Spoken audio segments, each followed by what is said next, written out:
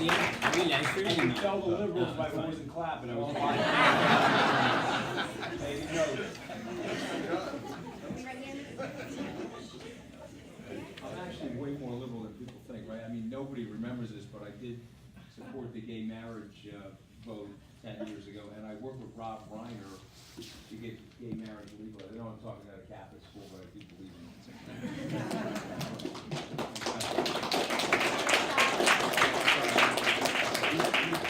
You can boo too, I've heard worse, trust me. All right, go ahead. So welcome Mr. Scaramucci to Manhattan College. Thank you.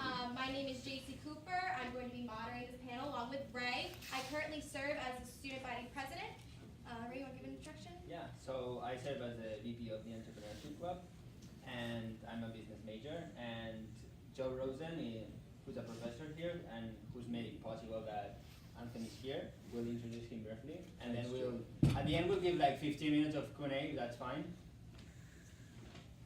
Okay, I guess he needs no introduction, as we can tell by the applause, but we got to make it official. So thank you, JC and Ray, for making this happen, for organizing this.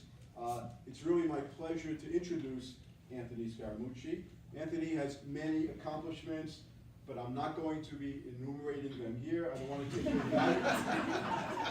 We're taking selfies, Joe, what are you I talking said, we should go on the road. about? You and me would be a lot of fun on the road, trust me. Yeah.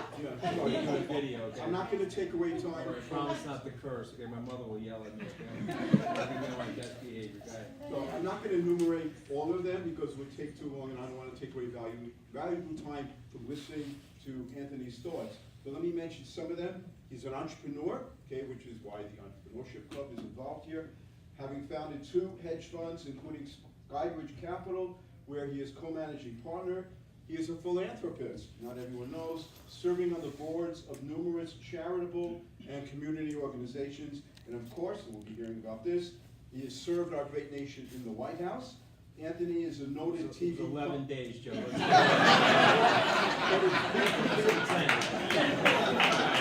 Someone in the back saying 10, but it was 11. It was 11. I'll explain the whole thing to you in a minute. Keep going, Joe. We do thank you for your service in 11 days as it was in the White House. He's a noted TV pundit as well, where he frequently comments on economic and policy issues. And did I mention, as you all know, but he is the author of 4 books, the most recent of which I am holding in my hands, and I think that all of you should have taken one. If you haven't, then you should take one. No, that Joe's not going to tell you this, but that book is an international bestseller, and if you don't believe me, you can come into my basement. I'll show you every copy. Now, here's the rule with the book, okay? It doesn't have to go to your house, but it cannot come back to my house. My wife is so tired of this book. Yeah, keep going, Joe. So, suffice it to say, that's my 30 seconds, Anthony takes his First Amendment rights very seriously and is not afraid to call a spade. And we can look forward to an informative, entertaining, and provocative discussion as we do in our Business, Government, and Society course. So please join me again, put your hands together, welcoming Anthony.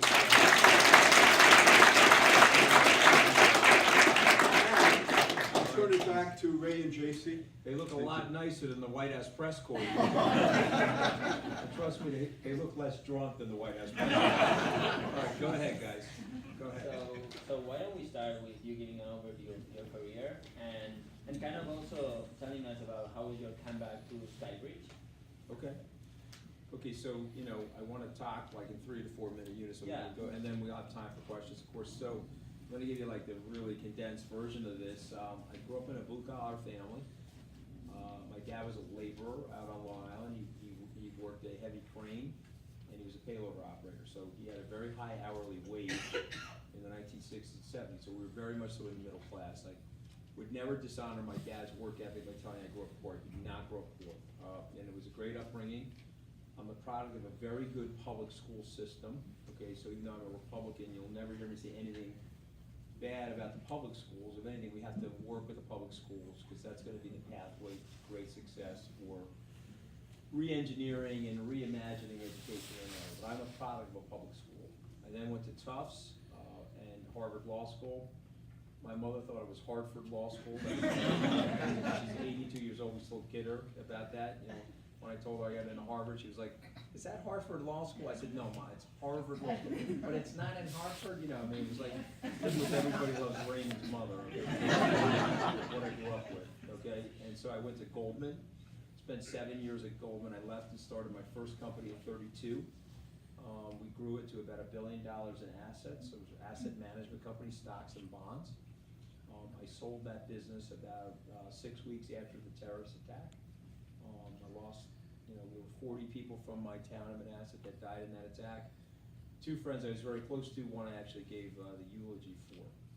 But I sold my business shortly after that terrorist attack. So some of life is luck. You'll learn that about your life. One of my friends was at the Yankee game on September the 10th. The Yankees were playing the Red Sox. The game got rained out in the 3rd inning. He went home, took the 6:30 train in, and went to the World Trade Center. If the game had been played the entire game, he would have taken the 10 o'clock train. He would be here today, but unfortunately, he was murdered on September 11th. So you'll figure out at a point in your life that a lot of the stuff that happens is providential, but you have to work super, super hard. If you take yourself too seriously, it's gonna be a very big problem for you, because if you're here to talk about entrepreneurship or government, trust me, things are not gonna go the way you expect, because I am literally the embodiment of mayhem from the Allstate commercial. Okay? Get up and keep going. And so I sold my business at Newburgh Berman. It was bought by Lehman. Lehman turned that business into a powerhouse, actually. Lehman was doing quite well when I left in 2005. It went on to become the largest bankruptcy in U.S. history during the global financial crisis. Started a company called Skybridge Capital. It's 14 years old. We've got $10 billion under management. We have offices in Korea, London. We have an office in Florida. We're about to open an office in Chicago. And so it's been a very good run for us, thank God. We've also been a product of a bull market, so don't confuse brains with the bull market. In 2009, I started the Skybridge Salt Conference. You can go to www.salt.org. And you can see what we've done there. One of the more interesting things is I invited General Kelly, who fired me, to be my keynote speaker. I want to send a message to people that there's no whining in sports or politics. You win some, you lose some. I got fired on my 11th day. I got to work a full day. That's why you have to count 11. And when I called him to invite him to the conference, he actually thought it was a crank call. It was one of the more funny moments. I said, "General, our first conversation lasted 3 minutes. You did all the talking, I did all the packing." I said, "But now I want you to be my keynote speaker at our event." So that event is attended by about 2,000 people, and we're about to do an event in Abu Dhabi. I left at the White House. I figured we're going to get to the White House. I worked for the president for a year. I've known him for 20. I was only 11 days in the White House, but I was a full year on the campaign. I was 12 weeks on the executive transition team. I was one of a 16-member executive transition team. Then the shootout started between me, Reince Priebus, and Steve Bannon, and the rest is history. Okay, keep going. Thank you. In 2016, you were named in the top 100 of Forbes magazine's most influential people. People know of your success in business and entrepreneurship, but not everybody knows that you were fired after a year at Goldman Sachs fresh out of college. Although you were rehired... Trying to rub it in, or what? Although you were rehired, I am sure that first experience taught you a big lesson. What advice would you give to students that are graduating, and how did that first experience affect your career or shape it today? It's a really good question. So I always tell people, John Kelly wasn't the first person to fire me.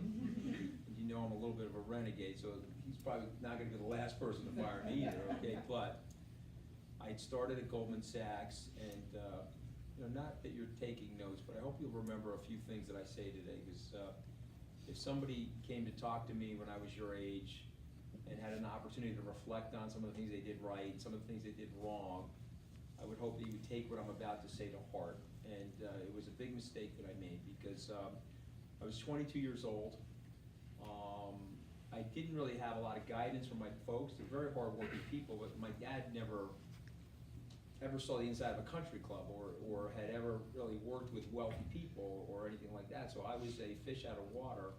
So my first job interview at the Charles Hotel in Harvard, in Cambridge, Massachusetts, not Hartford, I had 100% polyester on.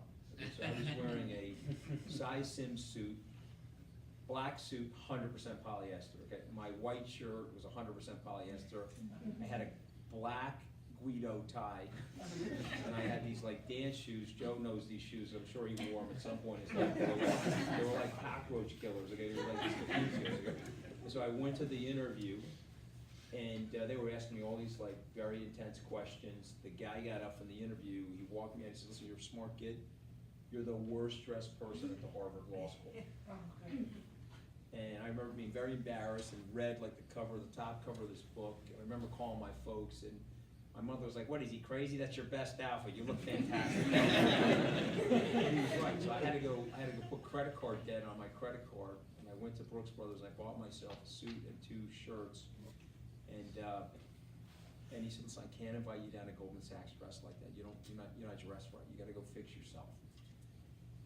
And so that created some levels of insecurity in my personality, you know, not a chip on my shoulder. I don't think I've ever had a real chip on my shoulder. I had levels of insecurity. So I wanted the job that everybody else wanted. Okay, I didn't want the job that I was going to be good at. So there's a job in your brain that you know you're going to be good at. There's something you've been doing since you were 11, 12 years old that you love. And if you could do that job for the rest of your life, you'll never have to work a day again. But what happens to us when we have some levels of insecurity and we're young, we want to do the job that our friends think is a very coveted job so that we could like tell our friends, "Hey, you know, I'm doing the XYZ job." And so at Harvard at that time, 30 years ago, and I just went to my 30th year reunion, it was to work in investment banking at Goldman Sachs and to work in the real estate department because real estate was really hot. So guess what? I wanted that job. But the problem was I wasn't well qualified for that job and I wasn't experienced enough to have that job. But trust me, I got that job. And so what ended up happening to me 18 short months after I got the job, I actually stunk at the job. And we were going through a recession and a downturn during the Gulf War. There was a real estate recession in the United States. They laid off 30 people in the real estate department. I was in the bottom quarter of the performers. Not that I wasn't a hard worker, I didn't have the right attitude, but I just didn't have the competency or the experience. So they fired me. They fired me on February 1st, 1991. I had $111,000 of school debt at that time. I was paying it off. I went to see my boss. It was a Friday night at 6 o'clock. He was a great guy, by the way. We're still very good friends. So lesson number 1, when you get fired, you know, don't take it personally. You know, there was a lot of stuff going on. I was actually bad. You should take a little bit personally that you're bad at a job. I stunk at the job, but I'm just talking about directionally, you don't want to lose the relationship with the person that's firing you. So the guy fires me. He hands me an $11,000 severance check, and now I got to go look for a job. And so I got a roll of quarters. There were no cell phones back then. And I took the train back into the city, and I started putting quarters into payphones. Probably aren't that many payphones around anymore either. And so I got a call back from somebody, and they said that there's a job open at Goldman Sachs. Can you believe this? And I said, "So where at Goldman?" They said, "Well, it's in the asset management sales area." But that was a job that I would have been actually very good at. That should have been my first job. I had paper route, sold things, I sold mopeds, I had all kinds of stuff where I communicated with people. And so I went back to Goldman. I called my old boss, who I didn't get upset when he fired me. I said, "Hey, I have a good work ethic. That's a better job for me. Can you help me get that job?"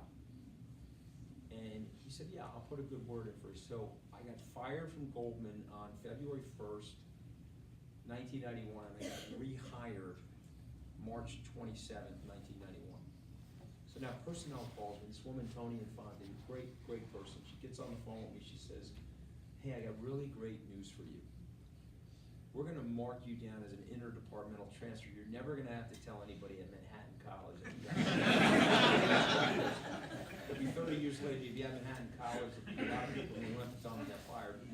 "We're gonna mark you down as interdepartmental transfer." I said, "Okay, that's great." She goes, "Yeah, but there's one thing. Can we get the $11,000 back?" And I said, "No way. I I already spent it on, like, I was trying to get out of poly at that point. Cotton and like, real old suits and stuff. I said, no, you've already spent the money. So 3 lessons. Okay, then we'll go to the next question. Lesson number 1, okay. Pick the job that you love. It may make less money than the other cool job, or it may not be in tech, or it may not be at Google, or working at Facebook. I don't know where the hot thing is right now. But pick the job that you love, that you know you can be very, very good at, and relax on the status part of it, because it'll eventually take care of itself. That's number 1. Number 2, if something bad happens, so what happens to us in our lives as we're growing up, we idealize our lives when we're in our early 20s. We're like, okay, I'm not gonna, I love my parents, but they do some things I don't like, and I'm gonna be the perfect person. I'm not gonna, this is what I don't like about my mom, I'm not gonna be like her. This is what I don't like about my dad, I'm not gonna be like him. And we try to idealize ourselves and create this perfect arc where we're gonna move up in our lives in a 45-degree angle. But life doesn't work like that. So what happens in life is you're making all these plans and God is laughing. And your life is gonna move like this, whether you like it or not, that's what it's gonna do. And it happened that way for your parents as well. So what you have to do is, you have to roll with that and not get yourself too worked up if it's not working out your way, and be resilient and be adaptive. Last point, this is a super big one. When something bad happens, you gotta pick yourself up. Okay, be responsible for yourself. Okay, when they knocked me out of the White House, it was a little different from getting fired from Goldman. Okay, I got lit up by like 40 different newspapers. I was on the front page. They were lighting up every day on the mainstream media. Seth Meyers called me a human pinky ring. I thought that was a little funny. You can laugh, I thought it was funny. I mean, my son, who's at Stanford Business School now, he's 27, he put a 15-minute collage of all these guys like ripping on me, right? Colbert was like ripping me the most. I mean, really going nuts on me, right? So I had an agent friend of mine in Hollywood. I called my friend, I said, give me Colbert's cell phone number. I know you can find it somewhere. He's like, okay, Mooch, I know he's like excoriating every night on TV. I said, yeah, so he's giving the guy's phone number. So I call the guy up, and he says, Mooch? And I said, yeah. I said, I want to come on the show. He goes, no, this can't be Mooch. I said, well, let's FaceTime each other. So I FaceTime Steve. Looking at each other. It's like, okay, it really is you. I said, well, you come on the show. So meet the people. I'll take it that personally. Meet the people. I actually have a good relationship. I like him, actually. I mean, by the way, he has a First Amendment right to say whatever the hell he wants, and I'm a public figure, so I can take it. One of the funnier things he asked me, he said, did you think you were going to last a long time in the White House? I said, well, I thought I was going to last longer than a quart of milk. I didn't think it was going to that long. Well, it happens. They asked the next question, but the key thing with that messaging is do what you really love. Okay, don't focus on the status and going to the cocktail party and telling your friends that you're more important than them because you have a cool job. Because it may not work out. It didn't work out for me. So, I guess the next question is, your experience building businesses from scratch. What are some lessons that you can, share with students here that are thinking of starting their own business?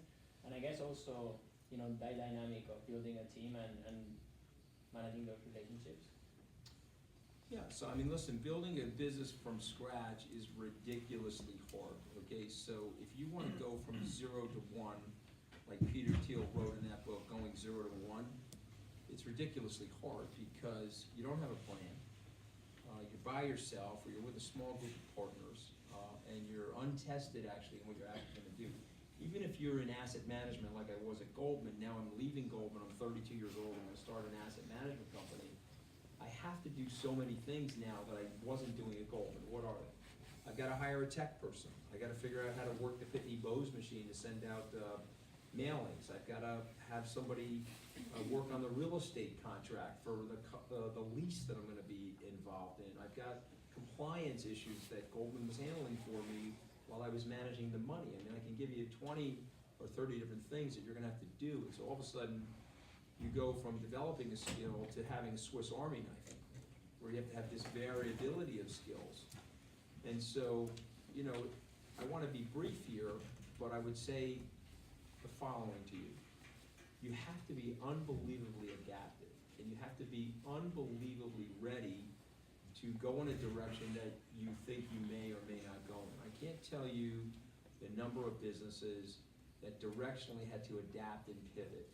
Microsoft, they negotiated the deal with IBM to be the operating system. They couldn't get the operating system up and running, and they failed. They went to Bill Gates' father. They borrowed $30,000 from him, and they found a company in Seattle, Washington called Digital Research that they bought the operating system from. Then they renamed it. It was called DR-DOS. They renamed it to MS-DOS, and then they sold it to IBM. Okay, that's an example of a pivot. Michael Dell, 1993. Michael's a good friend of mine, and he's a big investor at Skybridge. In 1993, he almost went out of business because they got the lithium batteries wrong in these laptops 25, 26 years ago, and they started catching on fire in airplanes, and his stock went from 41 to 7, and he had to make a huge adaptation and huge pivot. In 2008, I thought Skybridge was going to be blown up bridge. It was a bridge to nowhere. We were really hurting, and what you have to do is you have to have that level of resilience. So first thing is, if you care about money, do not become an entrepreneur. Because you can go to a bank or you can go to a technology firm and you can make a good living and a good rate of return on your human capital. You should become an entrepreneur if you care about process. If you're a capitalist, you may or may not want to be an entrepreneur, but if you're a capital artist, it's very different from being a capitalist. If you're a capital artist, which means you got a bone of creativity in your personality and you want to start something from nothing, and you look at your business the way a painter would look at a canvas, and that business is a metaphorical canvas that you're going to paint your impression or expression of life, then you should become an entrepreneur. I'll say two quick things about teamwork. You have to be the type of person that can collaborate with other people. Ronald Reagan had something on his desk, which I have in my office. I bought it from the Reagan Library, and it was on his desk, this big. It said you can go anywhere you want in life as long as you don't care who gets the credit. I mean, that's one of the president's biggest issues, by the way. I know we'll probably talk about that at one point, but the president's the opposite of that. No co-stars on a stage. It's a hard time collaborating with people on a team. And so that's why you get hemmed in. But if you can collaborate and you can delegate and you can empower people, then you can build a hedge fund management company, a mutual fund company, you can build a SALT conference, you can host a television show, Wall Street Week, you can run the president's finance and fundraising, you could be his media surrogate while he's transitioning into the administration. You can do all 7 of those things at the same time if you know how to put a team together. And you know how to force out and push out responsibility to people. Joe, raise your hand back there, Joe. Okay, so Joe, stand up for a second. So Joe Aletto, how old are you now, Joe? 28? 28 in 2 weeks. He's 28 in 2 weeks, okay? I know Joe a long time. He is a Juilliard graduate. He's a baritone opera singer. He's been at our firm for about 8 months. I put him in charge of the SALT conference.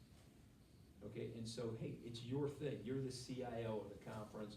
I'm now here to serve you, and nobody works for me. People work with me. You see that? If you want to be an entrepreneur, you got to control your language, and you got to inspire people. So Joe works with me, but he's running that thing. So he's putting the agenda together, he's getting the sponsors, he's registering the delegates, and he's coming to me and asking me for advice, but I'm letting him run with it. See that? That's why I come up to Manhattan College and talk to you. So you have to use the right pronouns when you're an entrepreneur. It's we, it's our, we're doing this together. It's not me, I. The president is the Lone Ranger without Tonto, right? And even the Lone Ranger had Tonto. I told him that, If you want to be the Lone Ranger, you're going to have a lot of blind spots, Can't be the Lone Ranger without Tonto.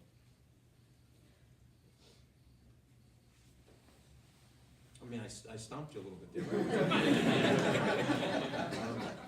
So in the book you talk about a lot of different things, but one of the things that, you recognize you were 11 days there, but what have you, reflecting on it, and I guess you had your days for it, what would have you done differently in the role? And also, we know that this is a very complicated role. How do you think is the right way to approach the communications director role? It's really really not that complicated at all. I made a mistake. You know, at the end of the day, here's the thing, like if you read the book, you'll see that I'm not like one of these guys that doesn't offer up an apology, did something wrong. If you've done something wrong, apologize. You know, a lot of these politicians don't like apologizing because they think it's a moment of weakness, right? I've known Trump for 20 years. I saw him apologize. I've only seen him apologize 3 times. He apologized once after the Access Hollywood fiasco. Everybody remember that? He's riding on a bus with Billy Bush, popping Tic Tacs. He apologized once to his wife and the American people. I saw him apologize to Theresa May last year at a press conference. He leaned over and just said, look, I'm sorry, I took that interview with the tabloid. He didn't realize what he was doing, so he apologized to her. And then he apologized to the original Pocahontas for comparing Elizabeth Warren. He said, I just want to apologize to the original Pocahontas for making these comparisons. Those are the only 3 times I've seen him apologize, okay? But me, I got no problem apologizing. I made a mistake. I trusted somebody. I was on the phone with a reporter. His father, I'd worked with my dad for 50 years in construction on Long Island. He was an Italian kid from the neighborhood next to mine. My dad knew his dad, Frank, forever. And, you know, in fairness to him, I wasn't super close with him, but our families knew each other for 50 years. Grew up in the same neighborhood, and I thought I could trust him. So I was on the phone with him, and I was talking to him in a neighborhood way.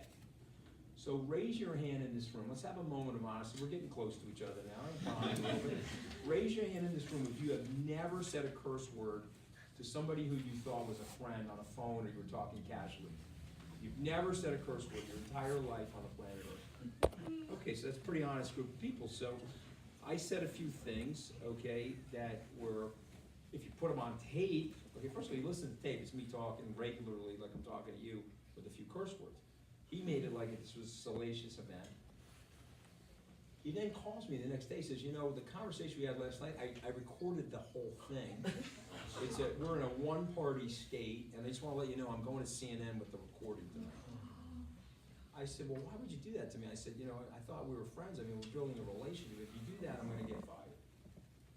You know, it's a big story. I'm doing it. I said, okay, well, listen, it's very transactional on your part. You and I will never talk again. That's up to you if you want to do that. But I will 100% get fired for that because, yeah, it would make the president look bad. My job is not to make the president look bad. And so I'm going to get fired for that. And so he did that, and I got fired. But here's the thing. And when I write this in the book, I don't blame him, I blame me. Okay, if you're in Washington, Harry Truman had it right. You know, if you want a friend, buy a dog. The problem in Washington, even the dogs are biting people. Okay, so that's in Washington. But the point is, I have never once blamed anybody for my firing other than myself. Okay, there's a lot of young people in this room. Be accountable. You make a mistake, don't go like this, like the scarecrow in the Wizard of Oz. Say, hey, you know what? I made a mistake. Okay, let's have another moment of honesty. How many people in this room, and you got a lot of people in this room younger than me, but how many people in this room have never made a mistake in their lives? I've never made one mistake in their lives. Okay, so we got a really honest group of people. So we got cursors and people that make a lot of mistakes in their life. And that would be me. I curse a lot and I make a lot of mistakes. And so that was a big one in the White House. I trusted somebody. So if I had to do the job over, I would have never came in the way I came in. Okay, Reince Priebus didn't want me there. Steve Bannon didn't want me there. And this is another lesson for young people. When you put your pride and ego into something, well, let me say it this way. Every time I put my pride and ego into something, it's been a disaster. Okay, so let me tell you what happens. Your pride and your ego go into something and your emotions go up and your intelligence goes low. So as your emotions are going up, your intelligence is going low and your impetuosity is going up and you will make mistakes. And so reflecting on my experience in the White House, you know, Trump wanted me there. He wanted me as the chief networking officer. He nominated me to that position, the OPL job, in January. Priebus blocked that job. And then I told Trump, okay, no problem. And you know, it's so crazy that he did this, but he had his assistant call my 82 and 84-year-old parents and tell them, these are blue-collar people, never went to college. They told them they couldn't come to my White House swearing-in ceremony because he was like a guy that was trying to block me from the job that the president wanted me to have. That's Washington. That's why people hate Washington. So he did a number on me. And if I was more mature, and I should be because I'm getting older now, I should have let it go. I said, okay, this is not gonna happen for me, stay at Skybridge and just relax and do whatever I'm doing, but I didn't let it go, I got my ego in it. I said, who the hell is he to do that to me? I'll knock him at, I'll knock him at the Pennsylvania Avenue. Of course, I went out with him when my suicide desk went off, but you know. So now I called the president, I said, okay, listen, this guy's a bad guy. He's leaking on you, Bannon, I mean, come on, I call Bannon Adolf Bannon. I mean, this guy's a joke, this guy, right? So I said, these two guys are very, very bad guys. I said, there'll come a day where you realize how bad these guys are, and I said, if you want my help, call me, I'll come and fix it. Almost 6 months to the day, he called me. I went to see him in the study off the Oval. He told me to come in, maybe the comms director. The next day I started the process of fixing it. I went too fast. I probably shouldn't have started my first day of work with a chainsaw and a hockey mask. That was probably not good. And so I went after those guys super hard, and we all got blown out of the White House relatively quickly. But there's a lot of people inside the White House who were like, hey, you know what, Anthony did a service to the president. You know, he knocked those two guys in the Pennsylvania Avenue who lost his job. But here's the thing. You could wake up in the morning and have regrets, right? I told Joe, he asked me, you know, I must speak in front of people. I said, well, the largest group of people I spoke in front of was at Liberty University. It was 15,000 students in Virginia. Christian school. And I said to those kids, you know, it doesn't matter if you're Christian, Jewish, whatever, all these religions believe in forgiveness and redemption. And the number one thing you have to do when you make a colossal mistake, forgive yourself. You can't wake up in the morning and say, wow, I made that mistake, I trusted somebody who I thought was a friend, let me kick myself this morning. Wow, I made that big mistake, it cost me my White House job. Is that the right way to wake up in the morning? That's not me. Take the millstone of regret off of your neck. It's like taking 5,000 pounds off of your back. Just take it off your neck and drop it. So you gotta forgive yourself. So there's a million things I could have done differently. It's probably a phone book of mistakes I made in 11 days. But let me say this to you. It happened. I'm over it. Move on. And there's a little bit of a silver lining, okay? I probably wouldn't be talking to you. You guys probably wouldn't even know who I am, you know? When Trump called me on that Thursday, because he never fires anybody, right? He had Kelly fire me, right? He calls me on a Thursday, he asked me, are you okay? I said, relax. I said, you made me as famous as Melania and Ivanka. I didn't have to sleep with you or be your daughter. You don't have to worry about me, I'm gonna be just fine.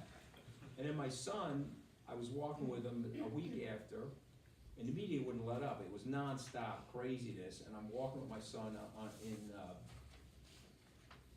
Santa Monica. Ever been on the, not the, where the amusement park is, but like that shopping area? I'm walking with him like on the 3rd or 4th Street Promenade, and he said, my God, Dad, are you gonna be okay? I said, hey, not only am I gonna be okay, watch what I do with this. See, these guys in Washington, they did a number on me. They thought they were gonna build me a shame box. They were gonna put me in the corner and put a dunce cap on my head. And hopefully I would disappear, right? And they were trying to demonize me and two-dimensionalize me, right? I'm Paulie from the Jersey Shore. I'm Tony Soprano from the Potomac. I mean, they had everything going, okay? It was like one Italian stereotype. I told Seth Meyers, you call me a human pinky ring, I'm fine with it. I believe in it, I don't care. But if I'm black, or you call me a human piece of fried chicken on TV, are you gonna get away with that? You're not. Okay, but if you wanna call me a human pinky ring, you guys can laugh, I thought it was funny, I didn't care. Right, but you understand what's going on? So they try to two-dimensionalize you, and they try to turn you to something that you're not. And they certainly don't wanna bring up the fact that I went to Harvard. By the way, my father didn't, bribe anybody to get me into Harvard. No shot, there's no Harvard library named after a Scaramucci yet. So, I had to hustle my way into Harvard. So if you want to think I'm stupid because I'm Italian, and you want to try to stereotype me a certain way, go ahead. But I'm looking at a lot of faces in here, right? What I'm loving about this room is a lot of diversity in this room. So if you want to be one of those people that get sucked into that nonsense of grievances, oh, I'm ethnically this way or ethnically that way, or my sexual orientation is this way, so therefore I'm gonna have this regret about my life and have this grievance situation and this constant litany of complaints. Drop it. Drop it. Nobody cares. Get up, dust yourself off, get up in the morning, go to work, and if you about, Barack Obama and I went to law school together. Let me tell you something about Barack Obama, that if he was standing here, he would tell you, I like Barack Obama, even though we're different politics. He invited my wife and I to his Christmas party every year. I genuinely like him and Michelle. And let me tell you something, okay? You want to know the difference between me and Barack Obama in 1989, 1990? I could hail a cab in Cambridge, Massachusetts. He was black. He put his hand up to hail a cab, they were blowing by him. You see that? Now, Barack Obama could have said, and he brought this up with Professor Gates. Remember he had the beer with Professor Gates and the cop from Cambridge? He was still doing it in Cambridge. You guys may remember that episode from like 5 or 6 years ago. And but President Obama would tell you, what was he going to do? Okay, that's totally unfair that cab would pick me up and blow by him. So what does he want to do? Does he want to complain about it and be a whiner?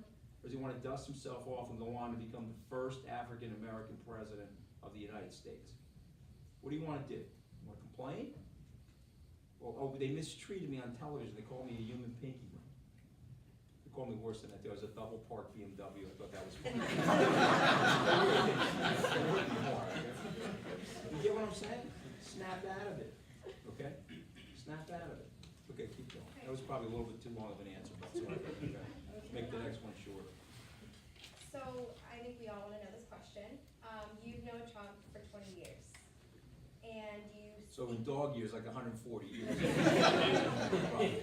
You speak He's an exhausting dude, man. You speak about his character in your new book. How has your view evolved over the years towards him, About and the what is president? your current relationship with him today? Well, let me start with that. I have a good relationship with him. I'm not gonna side with him all the time. Joe brings up the First Amendment. I mean, I'm about to publish an essay. I'll send it to you, Joe. It'll be in the Hill on Sunday about the First Amendment, which takes you through the Western canon of our civilization and why it is so important to have a First Amendment and the freedom of the press.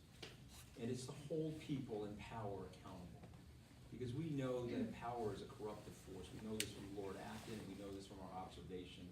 And our founders were trying to prevent tyranny in the New World. And so they knew that they had to disperse power. And without a free press, it's very hard to disperse power, because a free press will investigate shenanigans.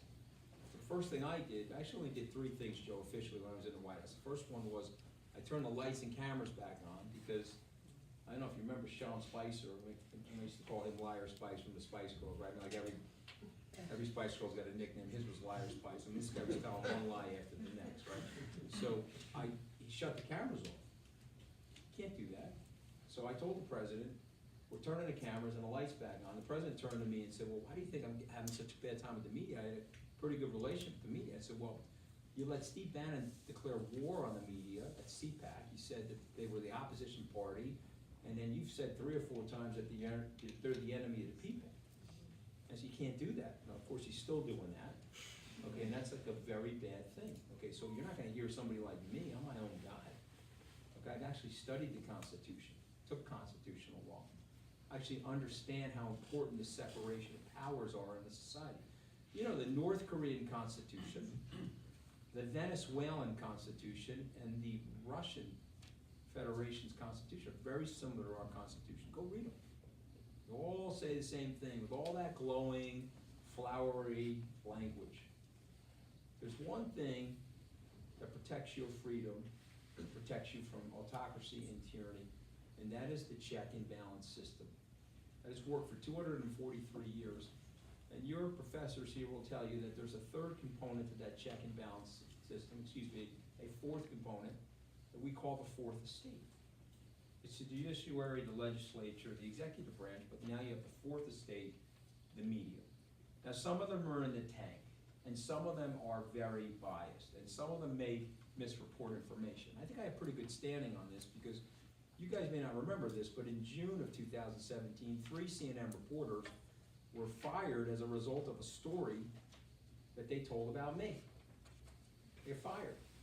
The guy called me, he said, we're writing a story, you're being investigated by the Senate and the Treasury related to Russian collusion. This is June of That's okay. First of all, that's not true. Well, we're gonna write the story anyway, so you gotta remember, I'm not a Washington hack. I actually have some money in my pocket. You write that story, I'm gonna bring $100 million lawsuit against CNN. It's not a true story. Here's the phone number for the Senate and the Treasury. Call these guys, they'll confirm I'm not under investigation. They wrote the story. I called Jeff Zucker, who runs CNN, and I said, okay, look, here's what's gonna happen, okay? You're gonna take the story down, I'm gonna sue you for $100 million. You can't say that I'm committing a felony when I haven't committed a felony.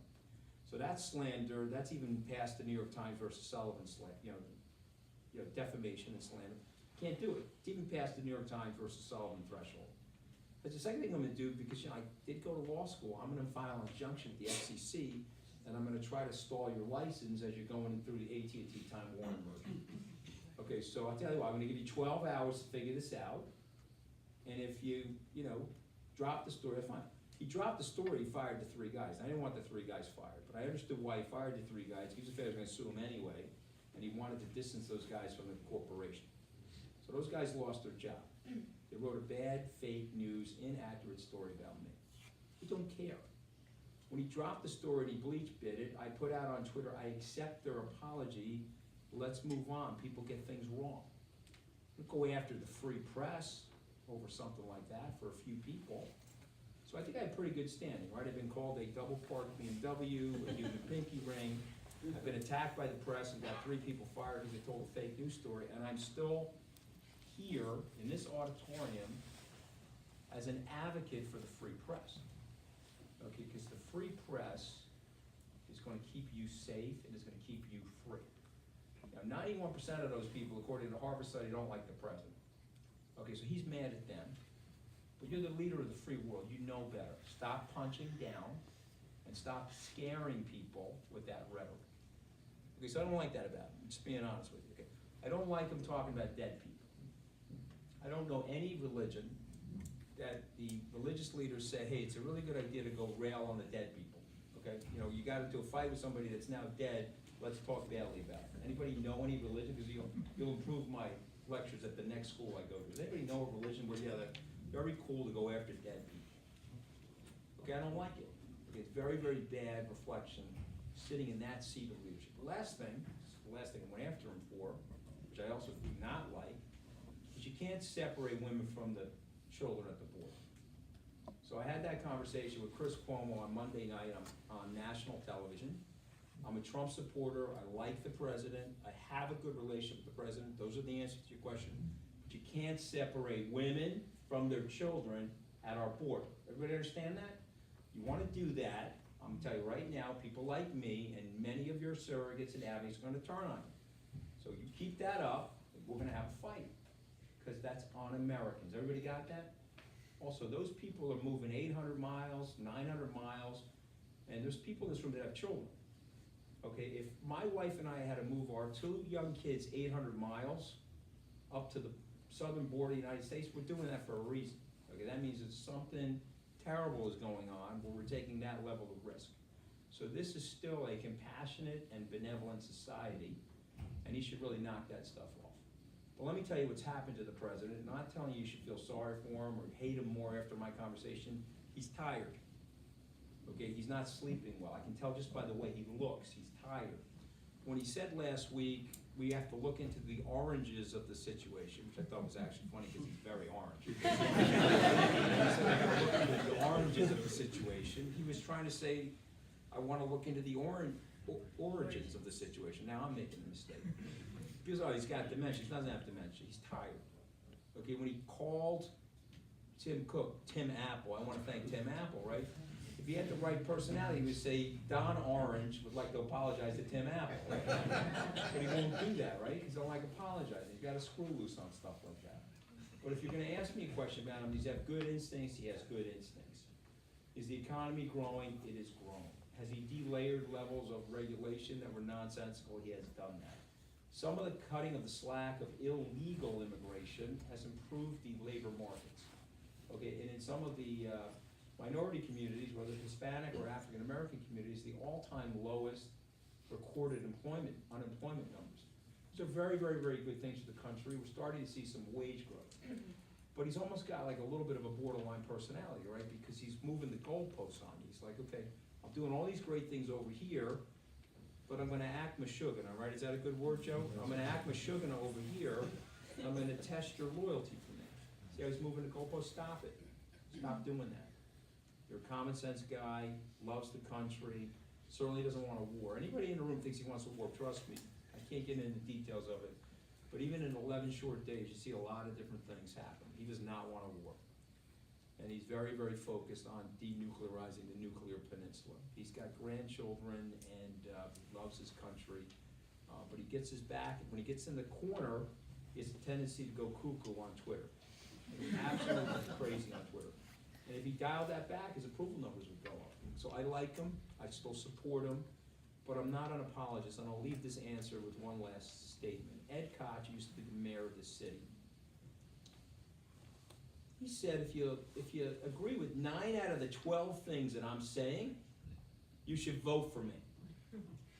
If you agree with 12 out of the 12 things that I'm saying, you need a fucking psychiatrist. That was my first curse word, just for that. So the point I'm making about that is, you know, I hate these Trump cultists that are like, okay, Scaramucci hates Trump, he went after him because I hate him. I'm trying to help the guy out. You want another lesson if you're an entrepreneur? Or you're gonna go work at a company, don't be a sycophant. Because let me tell you what sycophants do. Okay? They tell you stuff that's not true. Sycophancy is not loyalty, ladies and gentlemen. That is a form of selfishness and self-preservation. That's like, let me say whatever, liar spice. I'll say whatever's coming to mind. I want to keep my job. I want to preserve myself. That's sycophancy. Someone comes into my office, Joe, am I tall? No. I'm not. Am I short, Joe? Yeah. I'm pretty short. Someone comes into my office and tells me I'm tall and I'm right, now I know I got a problem. But one of my staff comes in my office and says, you know, you're short and you're wrong. Now I know I got a relationship. Does everybody understand that? So you have to be the type of person where you can handle constructive criticism. You know, I want to pick on Dick Foldy, because I genuinely like Dick, but Dick was surrounded by sycophants. Who was Dick Foldy? You remember him, Joe? Lehman CEO. He was a Lehman CEO. And chairman. Chairman. He was surrounded by sycophants. They were all telling him everything was great. He was riding up to the executive suite in a separate elevator. He wasn't meeting with any of the people. How are we doing? We're doing great. We're doing great? Oh, we're doing great. Great. Boom. Largest bankruptcy in history. I need people, the door's open, come in and tell me what I'm doing wrong so we can fix it. We gotta fix it. So that's leadership. You gotta be a person that's, hey, excuse me, you're not gonna get fired for telling me that I'm short and I'm wrong. If anything, you're gonna get promoted. Just don't say I'm very short.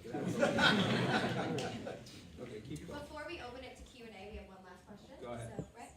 Yeah, so what are your thoughts on the 2020 presidential campaign with the Democratic candidate already confirmed? And I guess you already touched on some BLS on Twitter, but how can Trump also increase his approval rate? So if the president did 3 things, which you won't listen, but if he did 3 things, he would dial it back on Twitter. He would give more speeches like the one he did at the State of the Union address. He would cut a deal on DACA. Now, you guys probably don't believe me, but he actually did want to cut a deal on DACA before the midterms, but the Democrats actually, they didn't. Once they figured out he wanted to cut the deal, they ran to the microphone and said he used S-hole nations and blah, blah, and they always throw out the racist thing every 5 minutes. Everybody's a racist for some reason, okay? He's not a racist. You could think he's a racist. I've had people walk out on me at school saying, well, Trump's a racist, so they walk out because they support Trump. He's not a racist. Look, I know Reverend Pastor Scott, all these guys I work with on the campaign. Trump is not a racist. Trump's flawed. I mean, Trump's probably never had any discrimination towards him. I mean, he's whiter than Wonder Bread. I mean, he does look a little bit like an open can of Spam, though. Like he's as white as you could be, right?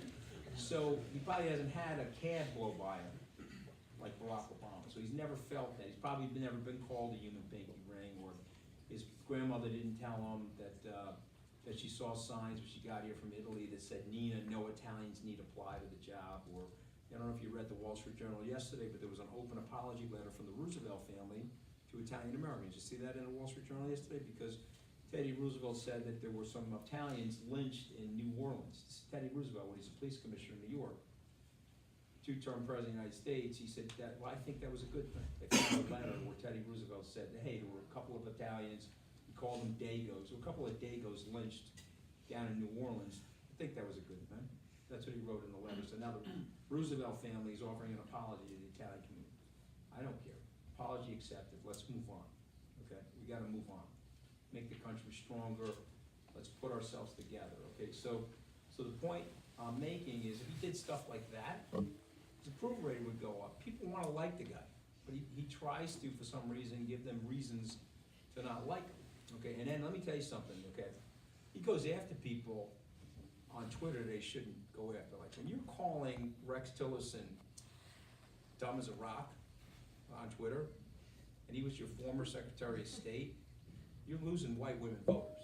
Okay, I'm not trying to play identity politics, I'm just being observational and being quantitative. The white women voters in the suburbs say, wait a minute, I'm trying to teach my kids, I'm sure black women voters are too, I'm just making this point because I watched the poll numbers. I'm trying to teach your kids about anti-bullying. He's calling Rex Tillerson dumb as a rock, he's losing those voters. Everybody understand that? You get a 38% approval rate with women, you're not gonna win the election with a 38% approval rate. The best thing that he's got going for him, and I would say the best thing that the Republican Party has going for him are the Democrats. That's the best thing they got going for him. I've never seen a crazier bunch of people acting more crazy. I'm just being honest. I've never seen crazier than that. Okay, so that's why he will likely win re-election, okay, because they're moving so far to the left and they're saying such crazy stuff. I guess the cows aren't gonna fart, we're gonna land the planes, we're gonna take a train to Hawaii. I'm listening to this stuff.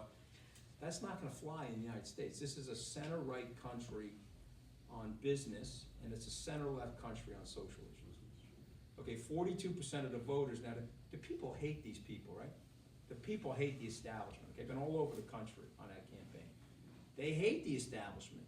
Go ask them. The approval rate for the Congress is lower than the North Korean dictator. Okay?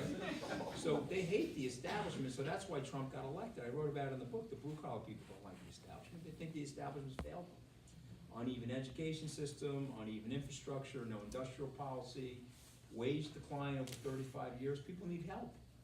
These people are not helping them. They're just on the gravy train for themselves inside the swamp, you know, running their own little business model, right? So that's why Trump got elected. Because they're like, okay, we need help, we gotta disrupt. He's like an orange wrecking ball, right? He's gonna come into the barricade and hopefully disrupt the system. So Trump will likely win. If you're upset at me, don't be upset at me because I'm being observational. I am not being partisan. Hopefully you can tell I'm being very honest, right? I'm not being partisan here saying like stuff about Trump and we're like, okay, yeah, he's in the tank for Trump. I'm trying to be objective and observational and nonpartisan. Trump will win because people don't like changing the tile. 1880 to today, if you have a rising economy, it's very hard to unseat the sitting president. Joe knows this, he studies the government. But he's very vulnerable because of how he acts. His personality has made him very vulnerable. If you covered that picture of him in his Twitter feed, and you say we have an American president where the economy's growing at 2.25%, wages are up, there's likely gonna be peace in North Korea, and he's right-sizing the three major trade deals. The China, NAFTA, which is now the USMCA, and Europe, and he's improving the economic lot for middle-class Americans. That is a resounding re-election. But when you wake up in the morning and you shoot your foot off with your Twitter feed every single morning, you blow your foot off, you're gonna walk around limping. All right, I'm sorry, probably a little long-winded. I had a lot of caffeine on the way up, so I'm feeling pretty good. Took like 19 espresso shots before I walked in. Just, if you can give one minute answer to the follow-up, which is, Yeah, go ahead. I mean, you're saying the economy is booming, but, you know, people like Ray Dalio and many people are coming out saying that in the next year a recession is coming. Like, how is Trump gonna sustain this? Because eventually. If there's a recession, I'll be less than a minute, if there's a recession, Trump will likely lose. Okay. Yeah, it's very hard for an incumbent president because what happens is in a recession, that situational event gets personalized onto the president. If there's a boom though, that also gets personalized, so likely win.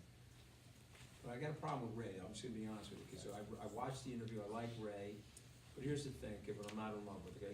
That's what I just made myself $18 billion over my lifetime as a direct result of capitalism and capital allocation, but now I'm gonna rail on the whole system. it bums me out. Okay, if you wanna make a case that the system is unfair, we have to figure out a way to democratize the system and download equal opportunity in the system. Okay, yeah, I totally got that, but you can't just rail on capitalism without coming up with a solution. You have to remember, I grew up in a blue-collar family. The greatest thing about the United States is the presentation of a meritocracy and the possibility of an unequal outcome due to your hard work and your industry and your effort. Okay, now if there's people in this room that think that it's possible to systematize an equal outcome, where you can socialize everybody and everyone's gonna have the same money and guess we're gonna wear the same clothes like Chairman Mao or something like that, not gonna happen. There's no possible way with human beings that you're gonna be able to create a equal outcome. But we're a smart enough, rich enough, dynamic enough group of people where we can create equal opportunity. And we're not doing that, okay? We allow the public educational system of the country to be destroyed. You go into certain neighborhoods in this country, tell me the guy's zip code or the woman's zip code, I can tell you whether or not they can get a good public school education. So I appreciate Ray, he's a smart guy, but you know, I just think it's a little sanctimonious and righteous to present yourself that way. And what I love about all these guys, I'm like, okay, anytime you guys want to debate, I'm ready, okay? I offered Steve Bannon, you could debate me anywhere, anytime, any place, okay? Just come in contemporary hobo like you do. And we'll debate any place, anytime. But my point is, okay, the system is breaking. But the system has also led to an unbelievable country and an unbelievable amount of economic output and wealth. Yes, we have to fix the system. Okay, and if this happened during the robber baron era, and you needed good leadership, and by the way, whatever Teddy Roosevelt said about the Italians, okay, which I happen to be an Italian, he did a very good job of creating the progressive movement. And he was a Republican, Teddy Roosevelt. And that word has now been hijacked by the far left. Well, in 1910, 1905, it was a very positive word. That was the foundational principles of the American middle class, which I directly benefited from. My father had no education and provided a middle class upbringing for me. So we can fix this, guys. Okay, I just don't like the sanctimony of that stuff. That wasn't a 1-minute answer, but I'm Italian, so too bad on you. Let's ask the Do question. we have any questions? Yes. Sam. So if you had to pick one Democratic candidate that you think would show the most promise at being a good president and being successful in the candidacy, who would you pick? Well, you know, look, Joe Biden is a great president. You know, I think he's a moderate guy. I know him personally. I think Joe Biden had a very tough time with Trump. I also think he'd have a very tough time getting the nomination, right? Joe Biden is male, he's pale, and he's stale. And that's gonna be very hard to get this nomination, male, pale, and stale. It's be an observation, just telling you what I really think, right? And so, but if he got the presidency, you just installed him tomorrow, he could do a good job. Alex. So I'm a commuter, and sometimes I listen to 770 AM. Yeah, sit and burn. I'm on there at 8 o'clock on Wednesdays. Yeah, I actually Yeah. heard. So I heard you talk, and I saw you on. Well, my mom was like, "Oh, he's coming to school. He was on CNN, blah blah blah." So I was like, "All right." So I looked up a few like stances because I also knew that you worked for the White House, and I noticed that you're always because you're very honest. It was said, you know, introducing you. You were talking about at the border how women and children shouldn't be separated, and like I agree with so many things there. Especially as a Republican, I find it hard to express myself because you know you get pigeonholed as, oh, you're Republican, you want this, you like this, you want it. So how do you stay honest with yourself and still be yourself? You know. Well, let me do why. You know, I mean, I have a little bit of a potty mouth, but I just want you to think about language for a second. We're talking about teamwork, so it's we and our. But think about this. Somebody asked me my real view. I say that I'm socially inclusive and I'm fiscally responsible. Let me tell you why. If I say I'm socially liberal, the Republicans have spent multiple $1 billion destroying the word liberal to 50% of the population. If I say I'm fiscally conservative, the Democrats have spent multiple $1 billion to destroy that word to 50% of the population, right? So the minute I say I am socially liberal and fiscally conservative, I'm dead. Catch that? But if I say I'm socially inclusive and I'm fiscally responsible, now all of a sudden someone's gonna listen a little bit more closely to what I'm saying. the border issue is way, way more complicated than we're making it out to be, right? If you're gonna go arrest somebody, Tommy Holman is, he used to run ICE, a very good friend of mine. You're gonna go arrest somebody, they got their kids, it's impossible to keep them together. Okay, I understand that, okay? But there's things you could be doing, okay? David Urban and I have told the president, why are you cutting the funding to those countries? Okay, go back to the good neighbor policy of Franklin Roosevelt. Why did he send funding down there? He sent funding down there so that we keep the problem there. Mr. President, you were talking about the Syrian refugees, you were talking about building safe spaces for the Syrian refugees in Syria.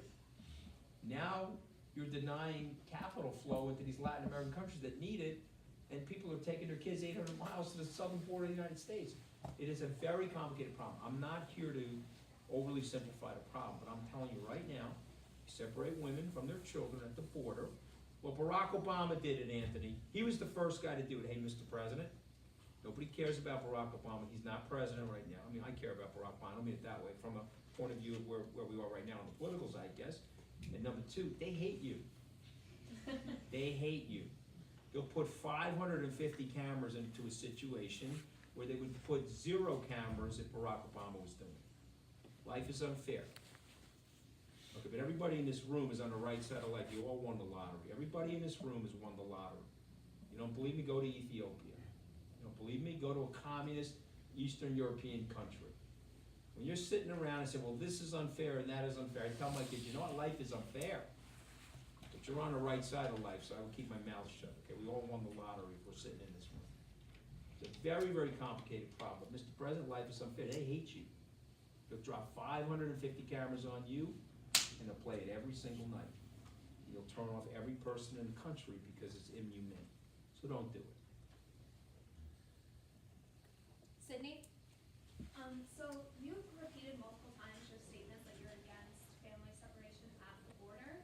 I'm wondering what concrete actions you and your company are planning to take to assist in the efforts to bring families back together and to provide legal assistance and compensation to separated families.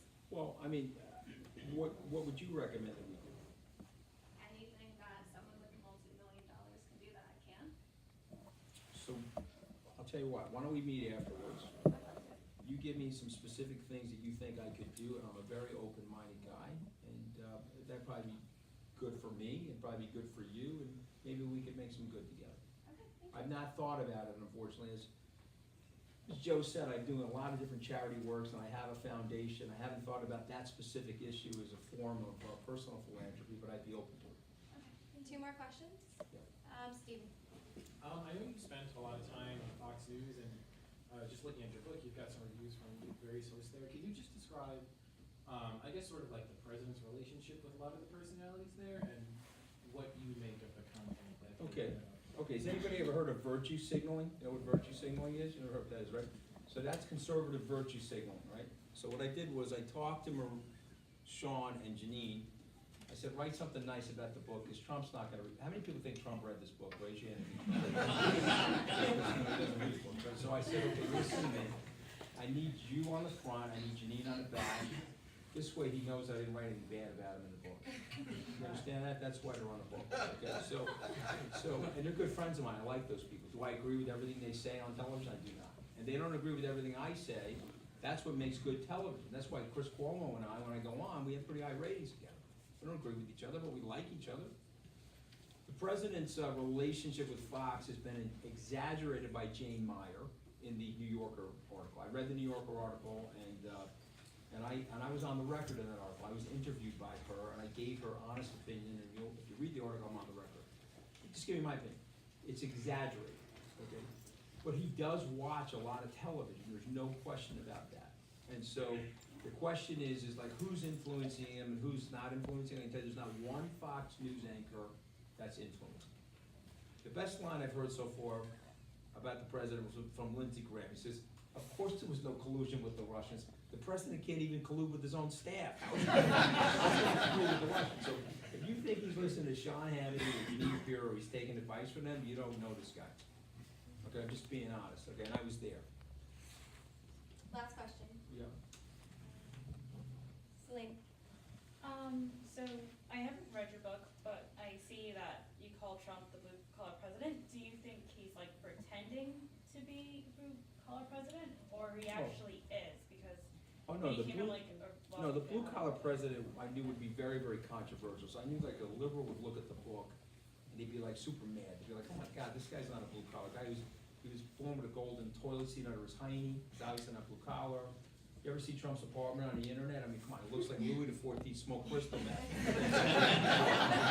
So you know he's not a blue collar person, right? And that's not the point of the book, right? The point of the book is that I'm a blue collar person, and he's identifiable to blue collar people. Whether you like the president or don't like the president, I did 26 campaign stops with him, and he went into areas of the country that are economically depressed, where people feel some level of economic desperation because they lack job skills, or their factory got moved to Mexico, and they have anxiety about their future. And it's a blue collar patch of our society that the establishment, both on the right and left, has left out. There hasn't been any advocacy. So the title blue collar president is to wake people up that Trump won as a result of building a blue collar coalition. He literally stole the Republican nomination from the establishment, he hijacked it, and then he reached into the Democratic base and moved them over to him. And so that's why I wrote that. I knew, like, you gotta read my Twitter feed, it's unbelievable. I mean, the hate and screeds and craziness, but like when I came out with this title, my left-leaning haters, or whatever you wanna call them, they went nuts. And of course, that's exactly what I wanted them to do, because it would generate a lot of publicity for the book. But unfortunately, I had to buy the book, and that's why you're getting a free one. You're in my basement, I gotta get rid of them. But that's the truth. That's why I framed it that way. Okay, but if you read the book, I think, let me say this to you. If you hate Trump's guts, and you wanna see him defeated in 2020, you should read the book. Because they told Bill Maher, and I was on the Bill Maher show with Stormy Daniels. I mean, you can't make this up, right? I mean, I got great pictures of me and Stormy on my phone, which I'll never reach social media, but I gotta just tell you, I'm on the show with Stormy. Trump's calling me after the show to critique my performance, right? But what I was trying to say to Bill Maher, and I was really trying to be honest with him, I hate Trump, read the book. I can explain to you how you can beat Trump. Wanna beat Trump? Stop calling these people deplorable and racist and white ethnocentrics and knuckle draggers and toothless or whatever they're doing. Okay, go look at the Hillary Clinton speech, September 9th, 2016, and do the opposite of that. Okay, and then you got a shot. Go into these areas and talk to these people and understand what they're upset about. And by the way, I'm gonna tell you something, there's one person in the Democratic Party that does do that, and I do respect the guy, and I don't agree with his solutions, but I do respect Bernie Sanders. Okay, he identified the problem. Him and Trump were the only two people that I saw in 2016 that actually saw the problem. Okay, and now the problem is more, we've awoken a little bit, the problem is more relevant. So that's the answer. You had a question, you're in the front row, so could I answer her question? Go ahead. That's your mother? Yeah, That's why she didn't call on you. Exactly. I have a question, I and could it's, tell you had a question. I have a question about the economy. Yeah. So I'm a realtor in Connecticut, and I went through 2008, and everything crashed, so here's my question to you. So I know our economy's doing good, that's awesome, but Trump has taken all the credit for it, but my feeling, like I read a lot and stuff, and what I've watched is Barack, right, just like the housing crash happened and everybody blamed George Bush, but if you look back, it was really Clinton that opened the faucet for all that. Yes. So that George Bush got blamed for the housing crash, but it wasn't really him that caused it. The same thing with the Right. economy doing so well, Trump's getting all the credit, but if you watch all what happened in the end of Barack Obama's presidency, the numbers were rising with Right. unemployment stuff, so it's Really almost like, good question, actually. so what I see is that the current president's taken all the credit Yes. for it, when he wasn't the one that put everything in place. Yes, okay, so. Is that, can I ask you what you think of that? Okay, so I think there's a lot of truth to that, okay? Okay. And so I'm not gonna say that there isn't, but let me explain it. I was trying to make the point to the gentleman in the back. This is my observation. My observation is that things get personalized that are situational. We're in a cyclical economy. Right. So when you're having that upturn, President Clinton gets the Clinton boom. When you have the downturn, it's the Bush recession. You have the Obama recovery. Okay, now you're having the Trump boom. But trust me, if the economy rolls over, that situation is gonna be owned by Trump. Do you understand that? Yeah. And so, he is contributing to it, he's made growth a little bit easier, he's deregulated. The tax cut, I think, is a mixed bag, frankly. He's devastated the northeastern states. Okay? Exactly. He's causing mass migration, he's hurt your Oh, big time. your real estate Yeah. market, he's hurt the northeast. So it's a mixed bag, okay, so he deserves some credit, there is some detriment, and that's usually what it really is in life. There's some positives and some negatives. But trust me, if that economy rolls, he's gonna own that economy. And if they get somebody smart on the other side, they're gonna stick it to him. So you can't own it on the way up without owning it on the way down, you know that. and I Right, know. that's, what my concern is, like, it has to do with, like, you have to look at the past, what happened, you know, and everybody's like, you know, and I just kind of see that. Right, I agree with that. Okay, that was my, I was wondering what you Okay, thought. all right, we wrapped up with your mom, right? Can I ask you, I'll take the moderator's sort of. Yeah, go ahead, John. So, talk to us about the so-called modern monetary theory, and I'm sure you're gonna tear into Yeah. that, Yeah. please. So, here's the thing I would say, I mean, it's too long-winded of an answer, because I know we're wrapping up, people are walking out, so simplistically, it's flawed. I'll say that. Number two, and I have great charts on this, if you invite me back, if people are really interested in this, I can show you what's happened, okay? We can't pay back the debt. So you move the dollar, where in 1971, it could buy $35, could buy 1 ounce of gold. Nixon took us off the gold standard. Fast forward 47, 48 years, 1 ounce of gold, what is it, Joe? Was it 134? All right, Joe's gonna get beat up in the car. Joe's working on the salt company, he has no idea what the price of gold is. It's 1306. So just think about what happened, you moved from $35 to 1306. You see what you did to your money? You destroyed your money. So the notion that modern monetary theory, you're gonna continue the destruction of your money, you're gonna cripple the middle class and the lower middle class. Anytime you devalue, and there are people in here that have perhaps lived in Latin American countries or are from Latin American countries, when you devalue, the rich are fine. Because the rich know how to hedge themselves and they create inflation hedges for themselves. But the poor and the middle class get crushed because the $5 of wages is now worth $4 and then it's worth $3. You see what I mean? We can fix that though, it's totally fixable. But the problem is you gotta get people to vote. If I explained it to you, and it wasn't, by the way, a left or right thing. I'm more about right or wrong. You tell me the policy, I'll tell you if it's right or wrong. You wanna talk about the gay community? They should be allowed to get married. I tell my conservative friends, you're for a smaller government everywhere in a society except in my bedroom, you want a larger government. It doesn't make any sense, okay? And when you look at the Declaration of Independence, it's life, liberty, and the pursuit of happiness. Is that just for straight people? That doesn't make any sense for me, okay, to me. So, and I can argue and debate that with anybody, any theologian. I didn't choose my sexuality. Now, maybe you did, and that's your right if you chose it. But I certainly didn't choose mine. So you're gonna hurt people that are born the way they are, and they didn't make a choice to be the way they are. It's nonsensical to me. I can fight that and debate that all day and night. So there's left and right, and there's right and wrong. And on modern monetary theory, it's very, very flawed and it's wrong, but we can achieve the results of what they think they can achieve if we switch up the dynamic. You need better industrial policy, infrastructure policy, and education, and you can fix the whole thing. Honestly.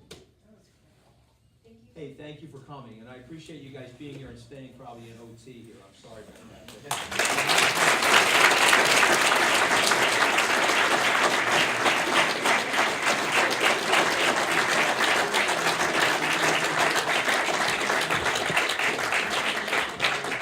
Joe, give my card. What is your name?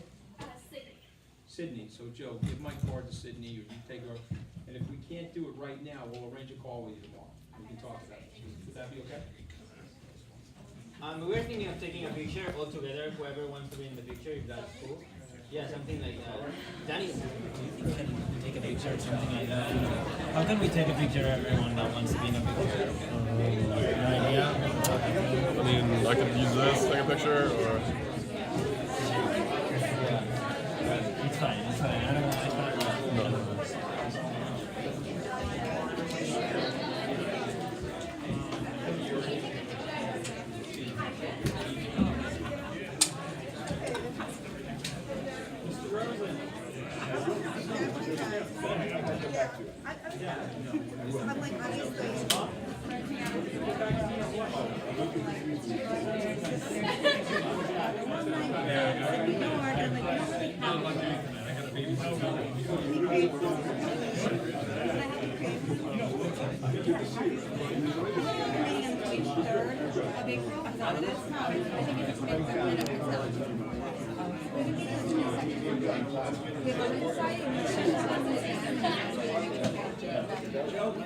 Where's the Sharpie, Joe? So many committees, so much fun, but I just feel like there's no SMU, they're like huge.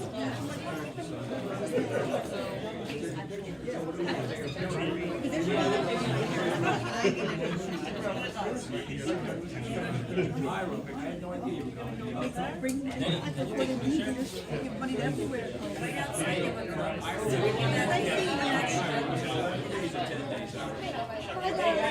We're taking a picture right there.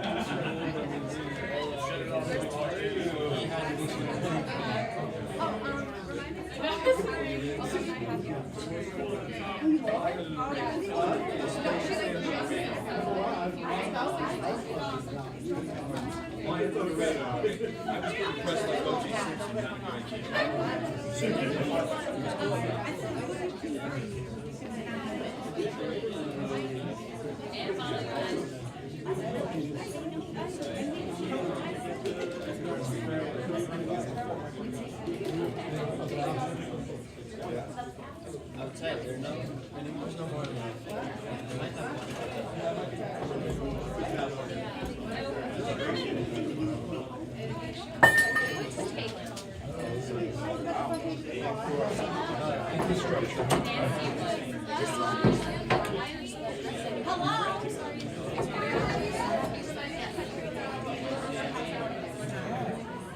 Oh yes, I want to. Wait, I'm crashing your dinner. Yes. No. We want to get some dinner. What country are you? We're Cuban. Cuban food. Cuban American food is my favorite.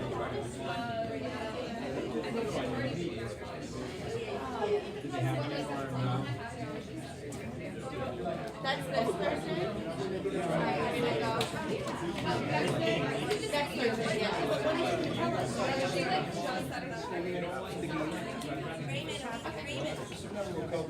I got it now from the